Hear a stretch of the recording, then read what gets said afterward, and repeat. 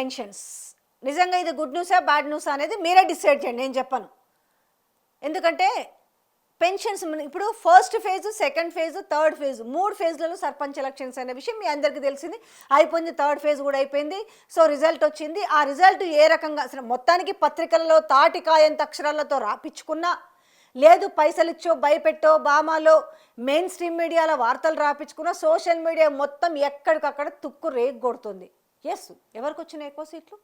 కాంగ్రెస్ పార్టీకే వచ్చినాయి. కానీ ఎందుకు ఈరోజు ఇంటెలిజెన్స్ రిపోర్టుకి ఎందుకు భయపడుతున్నారు? రేపు జెడ్పీటీసీ, ఎంపీటీసీ ఎలక్షన్స్ ఉన్నందున.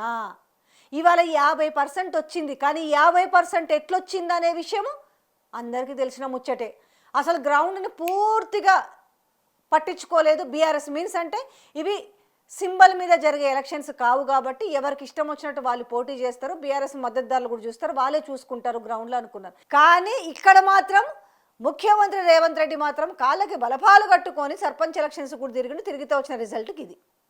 కానీ వాళ్ళ క్యాడర్ ఎంత బలంగా ఉంది ఈరోజు బీఆర్ఎస్ పార్టీకి అనేది తేట తెల్లమైపోయింది. ఇమ్మీడియట్లీ ఇంటెలిజెన్స్ రిపోర్ట్ తెప్పించుకోరు. అరే మనం 3వ ఫేజ్లో పెన్షన్స్ పెంచుతామని ఒక పిల్లర్ లాగా వదిలినాం కదా, ఫిల్లర్ లాగా. అయినా కూడా ఎందుకబ్బా మనకి ఒక 70-80% మనం ఎందుకు కొట్టుకు రాలేకపోయినాం అనేసి ఇంటెలిజెన్స్ రిపోర్ట్ తెప్పించుకుంటే వాళ్ళు ఇచ్చింది ఏంటయ్యా అంటే భయంకరంగా ఉంది గ్రౌండ్లో.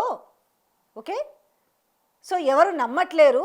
ఇవి కూడా మనం ఏకగ్రీవాలు చేసి రిమైనింగ్ అండబలము, అర్ధబలము ఇవి అంటారు కదా, ఇన్ని చేస్తే వచ్చినవి ఇవి మాత్రమే. ఒకవేళ ఇప్పటికి ఎలక్షన్స్ వస్తే పరిస్థితి ఏ రకంగా ఉంటుందో అనే విషయాన్ని వాళ్ళు చాలా స్పష్టంగా వాళ్ళ రిపోర్ట్ తీసుకొచ్చి ఇక్కడ పెట్టిరట. దాంతో ఇక్కడ స్పీకర్ డెసిషన్ కూడా ఎందుకు తీసుకున్నారంటే వీళ్ళకి బై ఎలక్షన్ వస్తే ఇజ్జత్ పోతుంది. ఇప్పుడు ఏమో హైదరాబాద్ అంతా ఈజీ కాదు కదా. హైదరాబాద్లో రెగ్గింగులు చేసి ఈడంగా పోలింగ్ జరుగుతుంటే ఆడంగా డబ్బులు ఇచ్చి అలాంటిది ఉండదు కదా. ఎంత మనము వాడినా కూడా కోస్తా రూరల్కి పోయేసరికి డిఫరెంట్గా ఉంటుంది కాబట్టి మనము బై ఎలక్షన్స్ ఎదుర్కోలేము. కాబట్టి వాళ్ళపైన అనర్హత వేటు వేయకూడదని డిసైడ్ చేసిరు. బాగానే ఉంది, కాపాడినరు. కానీ అసలు కథ ఇంకా ముందుంది కదా. ఇంత మీరు పెన్షన్స్ గురించి మేము పెన్షన్స్ త్వరలో పెంచబోతున్నాము, ఇవ్వబోతున్నాము అని చెప్తూ మళ్ళీ దాంట్లో కూడా కండిషన్ సప్లై ఏంటంటే మీకు నిజంగా పెద్ద బండేసినట్టే. ఇచ్చుడేమో కానీ లేని భయాన్ని క్రియేట్ చేసి ఏం భయం అంటే ఉన్న పింఛన్లు పీకుతారట.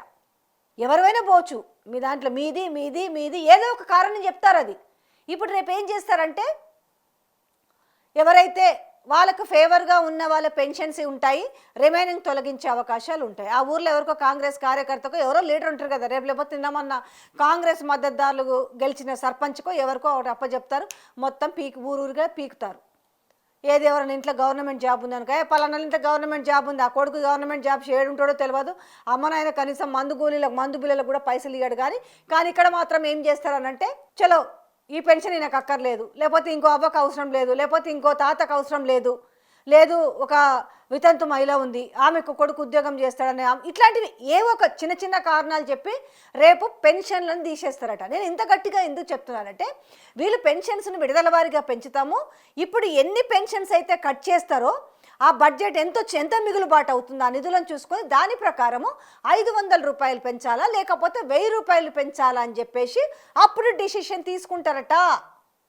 కాబట్టి ఎవరు పెన్షన్ ఇప్పుడు ఒక టెన్షన్ పెట్టిరు, కనీసం పెంచకపోతే మాయే, కనీసం అప్పుడు తెలంగాణ తొలి ముఖ్యమంత్రి కేసీఆర్ ఇచ్చిన దాదాపు 45 లక్షల పెన్షన్దారులు కనీసం ఈ పెన్షన్ అన్న వస్తుంది అనేసి ఒక భరోసాతో ఉన్నారు. కానీ ఇవాళ ఆ భరోసా కూడా లేని పరిస్థితి వచ్చింది. ఎవరి పెన్షన్ ఊడబోతుందో కూడా అర్థం కాని పరిస్థితి. ఇక ఈ డబ్బులన్నీ ఇన్ని పెన్షన్లు తీసినాక ఇప్పుడు 45లో 20 లక్షల పెన్షన్ లేకపోతాయో తెలియదు, 10 లక్షల పెన్షన్ లేకపోతాయో తెలియదు. ఆ పెన్షన్ డబ్బులు ఏవైతే మిగులుతాయో దాన్ని బట్టి అప్పుడు సపోజ్ ఈ రాష్ట్రంలో 45 లక్షల పెన్షన్స్ ఉన్నాయి. సపోజ్ ఒక 10 లక్షలు తీసిరు అనుకుందాం, ఎగ్జాంపుల్ చెప్తున్నా నేను, ఉదాహరణ. ఎక్కువ ఉండొచ్చు, అలా తక్కువ ఉండొచ్చు.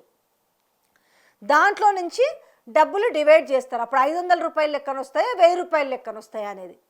అయితే ఆనాడు బీఆర్ఎస్ పార్టీ ఎలక్షన్స్లో కూడా మేనిఫెస్టోలో విడతల వారీగా 4000 రూపాయలని విడతల వారీగా చేస్తామని చెప్తే వీళ్ళు మాత్రం మేము ఇచ్చేస్తున్నాం చూడండి, అసలు ఇప్పుడు తీసుకుంటే 2000, మరుసటి నెల తీసుకుంటే నెక్స్ట్ మంత్ తీసుకుంటే 4000 రూపాయలు అని చెప్పారు. పాపం నిజంగానే ప్రజలది ఏం తప్పు ఉంది? కరెక్టే కదా, విడతల వారి కంటే బెటర్ ఇవి 4000 వస్తున్నాయి కదా అనుకున్నారు. రైతు బంధు విషయంలో కూడా అట్లనే కదా మోసపోయింది. ఇప్పుడు మీకు 5000 వస్తున్నాయి, నెక్స్ట్ మంత్ అయితే అయిపోయి మీకు 7500 వస్తాయి అని చెప్పి. అసలు ఇప్పుడు ఎవరికైనా రైతు భరోసా రైతు బంధు మీద హోప్ ఉందా ఇస్తారని?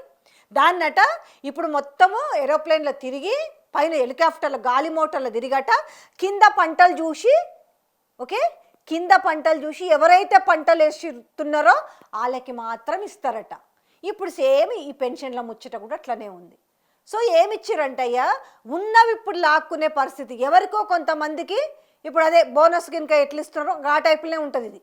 ఆ టైపులో ఎంతమందికి ఊడతాయో. కొత్తగా వచ్చే పెన్షన్స్ ఏం లేవు చెప్తురు. ఈ రేషన్ కార్డుల ఆధారంగా కొత్తవి అప్లై చేసుకోవడం, కానీ ఆ కొత్తవి ఎప్పుడు వచ్చేదో ఎప్పుడు యాక్సెప్ట్ అవుతాయో ఏందో తెలియదు. కానీ మొత్తానికైతే ఉన్న పెన్షన్స్ లాక్కునే ప్రయత్నం అయితే జరుగుతుంది. లాక్కున్న తర్వాత లెక్క తేలిన తర్వాత 500 రూపాయలు పెంచుతామని చెప్తున్నారు. ఇది పెన్షన్ల ముచ్చట.